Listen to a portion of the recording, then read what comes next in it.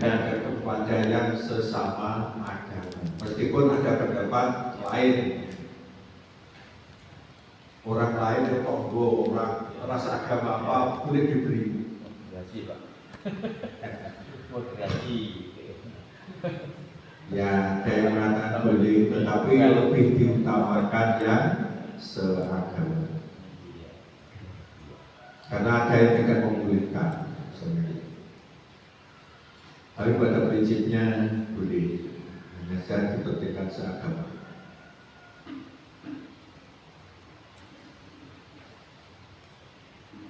Jadi yang tadi punya sifat tadi, tiga tadi tobat, sholat, dan zakat. Wastahaqqu hadzal wasfa bil umuri salasah mutaqaddimal mutalazimah ma ba'diha. Jadi mereka berhak mendapatkan sifat ini karena tiga perkara yang telah disebutkan, di mana yang satu berkaitan dengan lainnya. Wahia, yaitu pertama taubat dari kekufuran dan dari mengingkari janji, atau ba'dal kufri wa naqdil ahdi. Yang kedua wal inabah ilallahi wal iman bih, yaitu kembali dan beriman kepada Allah. Atau bisa juga satu dan dua itu jadi satu, itu tergantung yang bagi. Terus kemudian yang ketiga adalah wa iqamatus shalah wa ita'uz zakat, mendirikan sholat dan menunaikan zakat. Ini artinya yang punya sifat ini itu berarti sudah dianggap seagama. Jadi ya tonggo tapi atau sholat itu seagama tidak. Ya seiman tetapi bersagama tidak. Tapi pernah sholat, ya, pernah belum sempurna lagi. Ada ya tak. Ya karena kan di awal surat Al-Anfal yang kita kaji, dinamal mu'minuna alladzina idza dzukirallahu wajilat qulubuhum. Jadi orang yang beriman adalah yang ketika disebut nama Allah bergetar, artinya punya rasa takut kepada Allah. Dan itu kan terusnya kan wa yuqimunas shalah, mendirikan sholat. Jadi yang dikatakan orang beriman itu hanya yang punya ciri-ciri itu, termasuk mendirikan sholat. Berarti kalau tidak, karena di awal ini nama itu yang punya ciri-ciri itu yang beriman, yang tidak punya ciri tidak. Berarti wallahu a'lam. Yang menurut umum masyarakat ya seagama, tetapi menurut Allah belum dianggap seagama, belum beriman.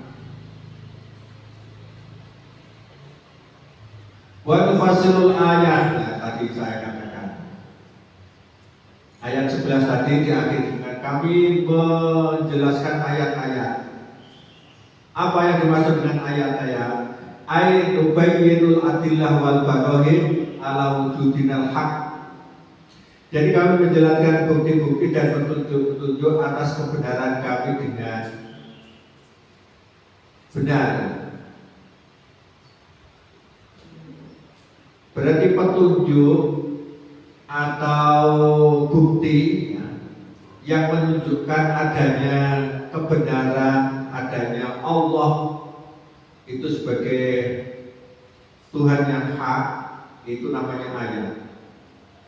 Sehingga ayat itu bisa alam semesta ini, ayat juga bisa yang tertulis. Ayat yang berupa alam semesta sering disebut ayat kauniyah, yaitu adanya langit, bumi, adanya tumbuh-tumbuhan bisa tumbuh.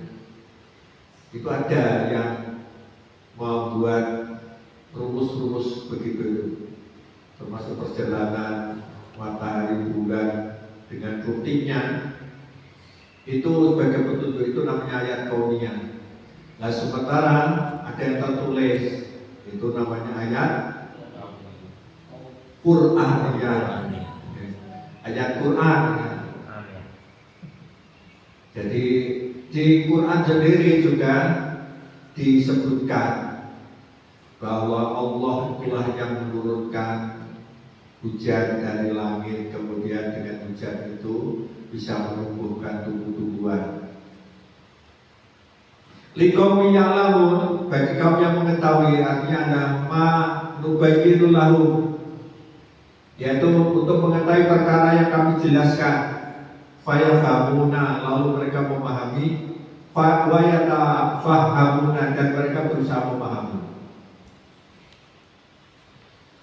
Berarti kita ini sebetulnya ketika mendapatkan ayat-ayat Allah, baik kauniyah maupun yang Qur'aniyah, yang berbayat Al-Quran, kita ini harus berusaha memahami. Jangan sampai kita ini tidak berusaha memahami. Ya, termasuk di antara berusaha memahami itu adalah dia terus mengkaji ayat Al-Quran, di antaranya termasuk ikut kajian tafsir. Kajian tafsir Jalalain itu di mana? Al-Qadri ya? Tiap hari Mal-Mahat, dulu Bulughul Maram, terus Riyadhus Shalihin, sekarang tafsir Jalalain. Jadi mengkaji tafsir itu sebetulnya di ayat manapun juga itu tetap ada penjelasan yang hampir sama. Mungkin bedanya, mungkin hukumnya beda, tetapi intinya semua ayat yang mulai awal sampai akhir itu pasti mengandung atau memperkuat iman, memperkuat tauhid. Itu intinya. Terus kemudian menunjukkan adanya bukti-bukti kekuasaan Allah Subhanahu wa taala. Itu terus tidak pernah berhenti. Dan termasuk di sini mufassirul ayat. Jadi kami menjelaskan ayat-ayat itu bukti-bukti dan petunjuk-petunjuk bagi kaum yang mengetahui itu artinya bagi kaum yang berusaha mengetahui, memahami. Nah itu. Ada iktirad, sebetulnya pernyataan yang akhir ini adalah kalimat penyela, kalimat yang tidak ada kaitannya dengan yang dibahas. Nah, Quran itu sering gitu ya, Innallaha azizun hakim, itu kan kalimat penyela, tidak ada kaitannya dengan yang dibahas. Tetapi di situ sebetulnya adalah qasodabil hasu. Jadi ada maksud memberi dorongan alat ta'amul untuk merenungkan mafassola, apa yang terperinci, yang diperinci oleh Allah, min ahkamil mu'ahidin, tentang hukum-hukum kafir mu'ahid. Kafir mu'ahid itu adalah kafir yang sudah mengadakan perjanjian dengan orang Islam. Tetapi orang kafir itu tetap harus membayar upeti atau jizyah. Jadi orang kafir tidak wajib membayar zakat karena tidak ada aturan tentang itu, tapi harus membayar jizyah atau upeti. Sementara umat Islam tidak wajib membayar pajak atau jizyah, tetapi sebenarnya cukup membayar zakat. Wala muhafadzah 'alaiha, dan untuk menjaganya.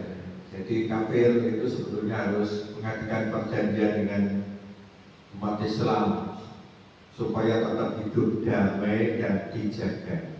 Jadi kalau ada perdamaian dan saling menyerang, itu berarti sudah mengadakan perjanjian. Mengadakan perjanjian namanya mu'ahidin.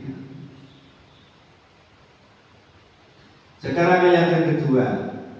Jadi tadi mensikapi orang kafir yang bertobat, maka dianggap seagama tadi. Berarti tidak boleh perangi lagi kalau sudah tobat. Bahkan dianggap seperti saudaranya sendiri seagama. Tapi wa inna kasu aimanahu, jika mereka merusak sumpah atau janjinya, mimba diadihim, sesudah mereka berjanji, wa ta'anu fi dinikum, dan mencerca atau mengolok-olok agamamu, faqatilu aimatal kufar, maka perangilah pemimpin-pemimpin orang kafir itu. Jadi berjanji mengadakan gencatan senjata, tapi kok masih menyerang umat Islam, berarti perangi saja. Ya, sekarang kan ada perang kan? Jadi kalau melanggar ya perangi saja. Innahum la aymana lahum, karena sesungguhnya mereka itu orang-orang yang tidak dapat dipegang janjinya. Pokoknya akan percaya Trump, Donald Trump. Allahum, yang tahu dengan diperangi supaya mereka berhenti. Perangi aja supaya mereka berhenti. Bahkan wanita orang senjata ini mampu atau tidak untuk memerangi orang kafir. Ini artinya bahwa orang Islam juga harus canggih senjatanya. Kira-kira Indonesia wanita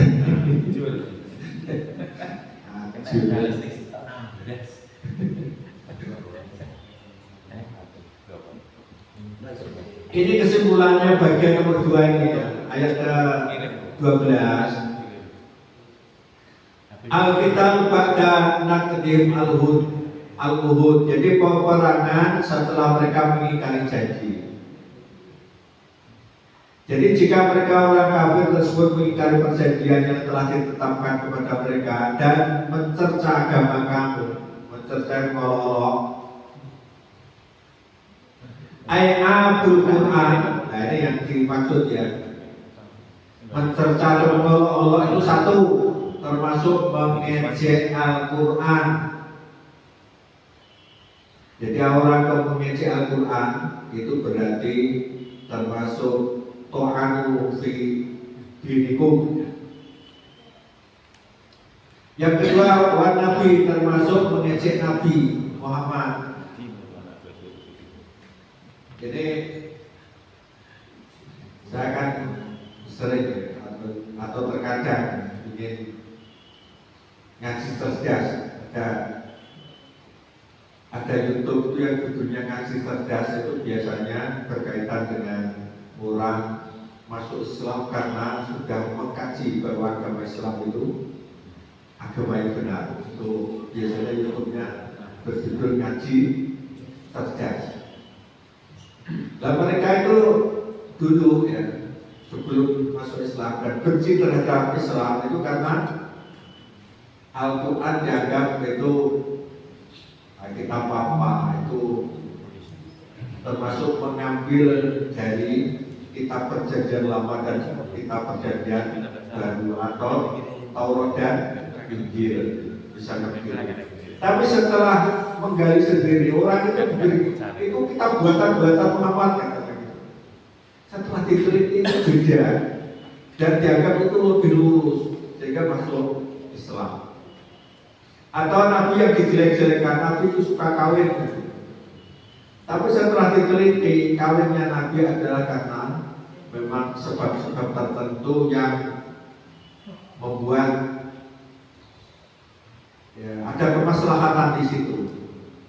Ada kemaslahatan di situ dan itu adalah kekhususan Nabi. Nabi bukan menuruti nafsu syahwat, tetapi ada tujuan di balik itu dan itu adalah untuk menguatkan Islam. Jadi Nabi itu nikah dengan perawan kan hanya satu toh, dengan siapa? Aisyah. Dengan Aisyah. Yang lain itu rodo kabeh. Itu berarti bukan menuruti. Termasuk ya, yang termasuk dianggap itu mengolok agama adalah wastahza'u bil mu'minin, serta mengolok-olok orang beriman. Orang beriman itu orang yang bodoh. Di Quran kan disebutkan wa idza qila lahum aminu kama amana suqalu aminu kama amana suqa. Apakah saya ini harus beriman sebagaimana imannya orang-orang bodoh? Jadi orang Islam dianggap bodoh. Nah, yang demikian itu berarti termasuk mengolok agama. Jadi yang diolok-olok itu ya Qurannya, Nabi, termasuk umat Islam direndahkan. Yang demikian itu dianggap mengolok-olok agama.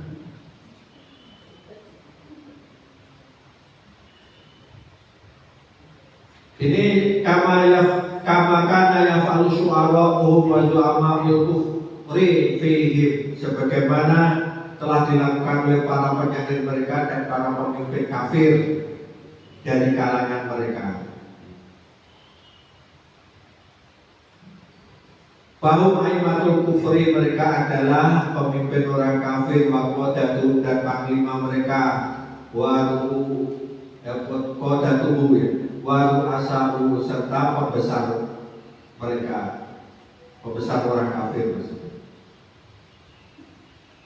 Maka jika ada yang mengolok termasuk mengingkari janji tadi, faqatiluhum qitalan anifa, perangilah mereka dengan peperangan yang sengit. Peperangan yang sengit ya pokoknya di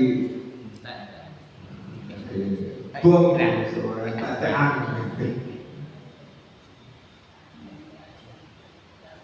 innahu lamuhudalahu, karena lamuhudalahu, jadi mereka tidak berhak ditepati janjinya, wala hikmatan, tidak mendapatkan perlindungan, li'annahu lam yafau biha, karena mereka tidak menepati janji. Sorot kanahum lam takun, seakan-akan perjanjian tidak pernah terjadi. Ya dulu kan gitu, gencatan senjata, berhenti perang, terakhir perangin naik. Nah itu perlu dijaga. Jadi itulah sebenarnya sikap menurut Quran.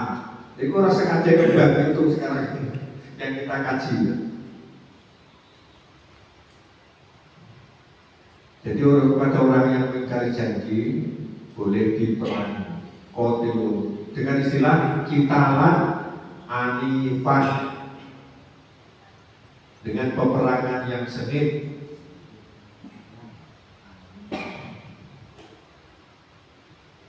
Zalika litakuna muqatalah sababan fi ittihadihim wa rujuihim amma fi. Hal itu akan peperangan menjadi penyebab berhenti dan kembali mereka dari kekufuran, wal anad wa dolal, serta pengingkaran dan kesesatan, supaya mereka itu tidak terus mengingkari, termasuk berhenti dari kufur dan dari kesesatan. Ayatnya tadi kan la'allahum yantahun, semoga mereka itu berhenti memerangi umat Islam, berhenti mengolok-olok Islam dan kaum muslimin, ya, termasuk berhenti dari mengingkari janji. Wa hadza ghayatu karubillah wa fadli 'alal insan. Ini adalah puncak kemuliaan dan karunia Allah kepada manusia. Jadi Islam itu secara jeli mengatur itu. Kalau ada pengingkaran oleh kaum kafir, bagaimana mensikapi? Kalau bertobat, mendirikan sholat dan menunaikan zakat, ya sudah diampuni, bahkan dianggap saudara seagama. Tapi kalau mengingkari, apalagi menolak ya, Quran, Nabi dan umat Islam, suruh perangi. Dan itu berarti aturannya jelas. Itu yang Maha Tahu yang bisa menjelaskan itu.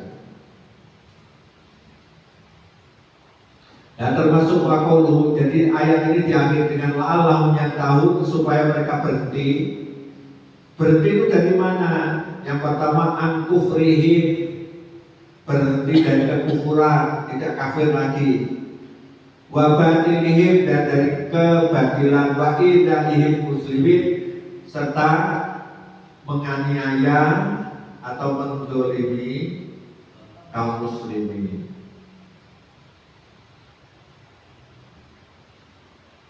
Jadi perhatikan, yang berani, ya mestinya umat Islam harus berani. Koyok Iran itu Pak, di senjata seks subur ini. Pokoknya kalau masih minta perlindungan orang kafir itu selalu menjadi ya dianiaya terus, ditakut-takuti terus. Sehingga yang berhadapan-hadapan itu, itulah mestinya umat Islam itu. Bisa dulu ya Iran tor sing wani. Maksudnya kan orang Islam ya, negara Islam yang lain terus lembek. Ya malah minta perlindungan malah kepada orang kafir. Minta perlindungan, minta perlindungan kepada orang kafir itu malah tidak boleh. Jadi di surat Al-Maidah kan sebut. Jadi jangan menjadikan orang kafir itu sebagai pemimpinmu atau pelindungmu kan itu. Wala tafidul mu'minin al-kafirin awliya, jangan menjadikan orang kafir sebagai pemimpin atau pelindung. Harus mandiri umat Islam. Ya Pak Karno dari presiden loh mungkin. Gas. Saya pernah jadi Pak Presiden Soekarno. Pernah jadi. Tapi Pak Karno dia anu kan pertama itu kan langsung mentang. Wes pokoknya harus mandiri negara Asia Afrika, jangan ikut blok barat maupun blok timur. Dia berbuagah kalau Pak Karno terkenal di dunia. Termasuk Pak Karno itu. Saya terkenal Pak Karno. Orang kota berkata, Aimatul Kufri, pemimpin kafir itu ke Abi Jahal seperti Abu Jahal, wa Utbah termasuk Utbah, wa Syaibah termasuk Syaibah, wa Umayyah bin Khalaf termasuk Umayyah bin Khalaf dan yang lain-lain. Jadi Nabi itu kan ya sewaktu masih di Mekah, ya karena posisinya masih lemah, ya banyak mengalahkan. Begitu pindah di Madinah, posisi kuat, menyusun kekuatan, dan pertama yang dilakukan mengadakan perjanjian dengan orang-orang Yahudi, harus hidup damai. Tapi orang Yahudi mengingkari janji, akhirnya diusir dari Madinah. Jadi diusir dari Madinah.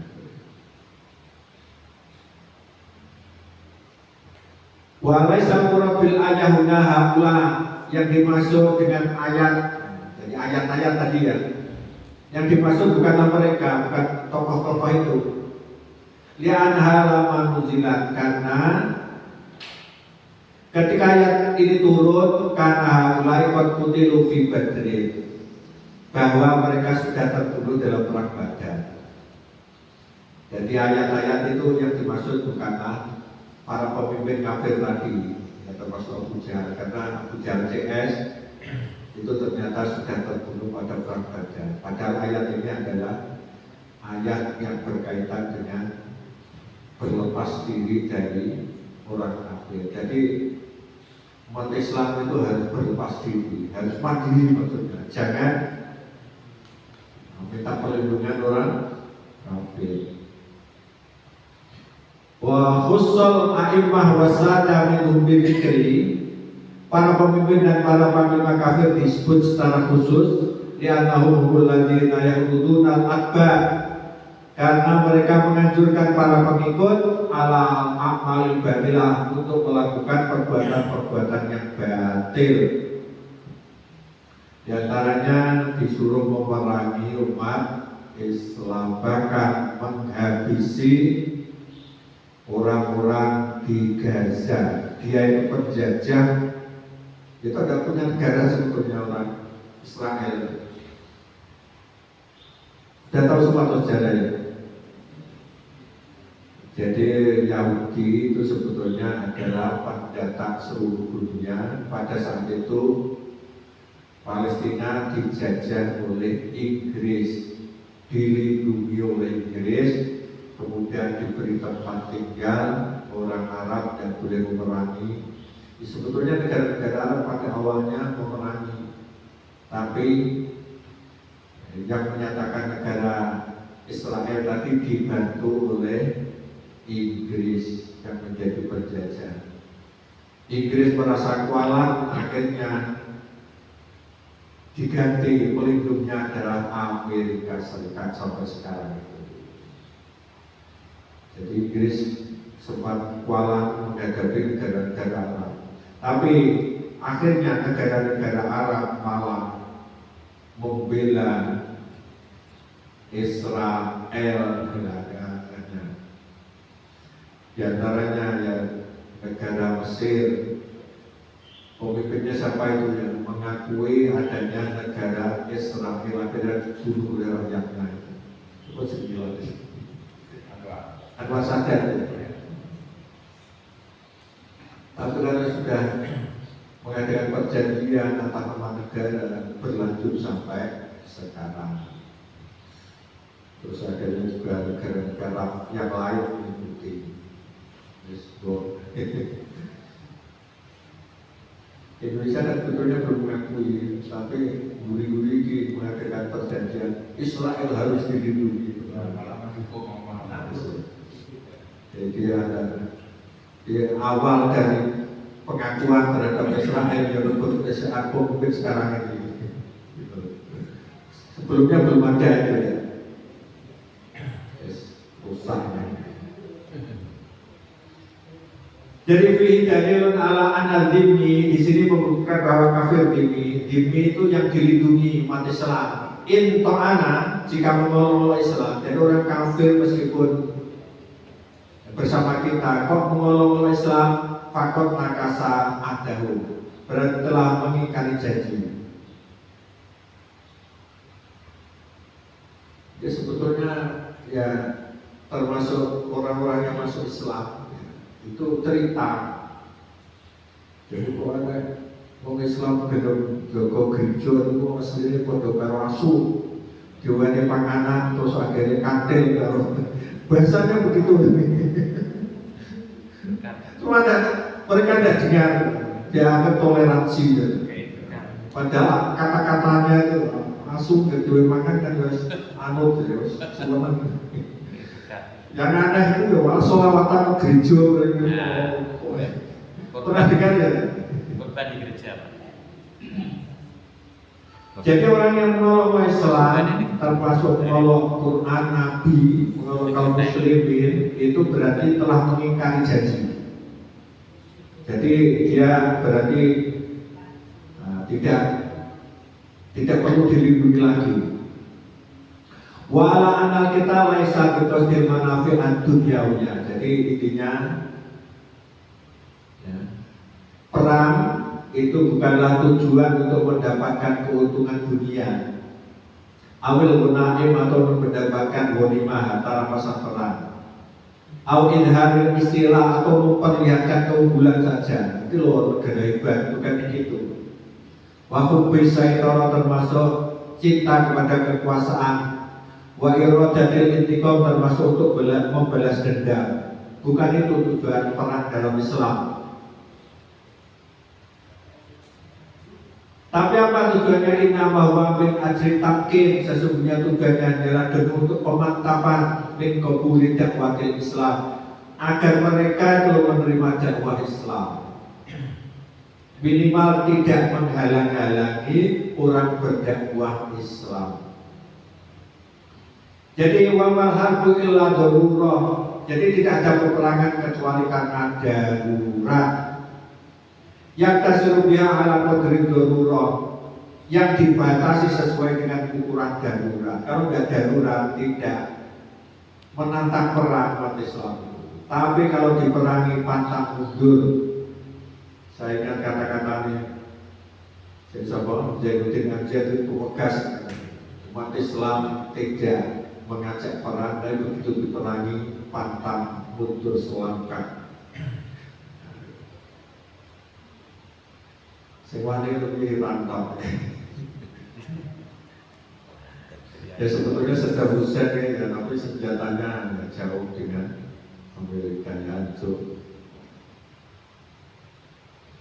Ibnu Katsir berkata, as-shahih anal ayat aman. Jadi yang benar ayat ini sifatnya umum.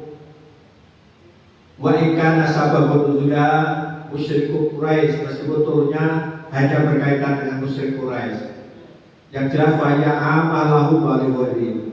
Tapi yang jelas ayat ini bersifat umum untuk mereka kaum Quraisy dan untuk selain mereka.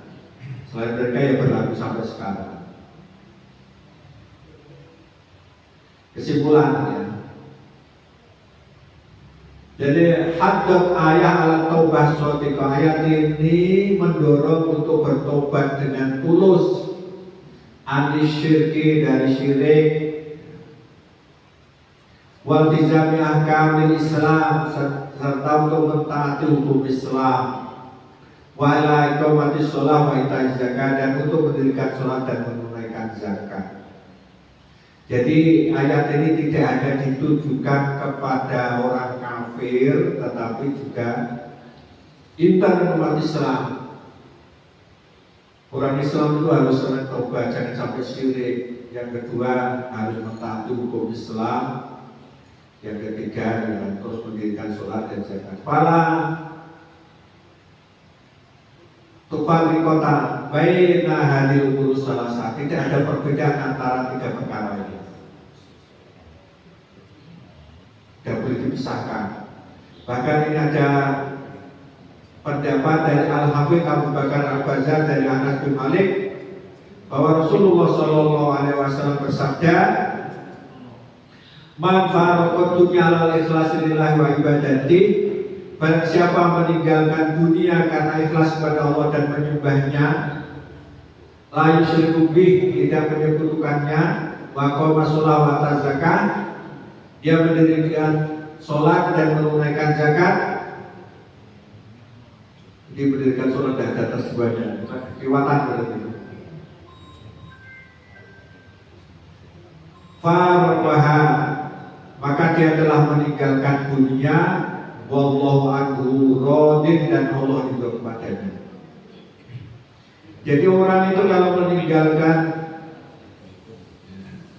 syirik, hanya beribadah kepada Allah, mendirikan sholat dan menunaikan zakat, berarti dia itu mendapatkan ridho dari Allah Subhanahu wa Ta'ala. Bahkan syarat untuk meraih surga itu yang pertama harus semata-mata mentauhidkan Allah, yang kedua mendirikan sholat, yang ketiga menunaikan zakat. Jadi keimanan itu penting. Sholat tapi masih syirik, ya belum diterima. Terakhir,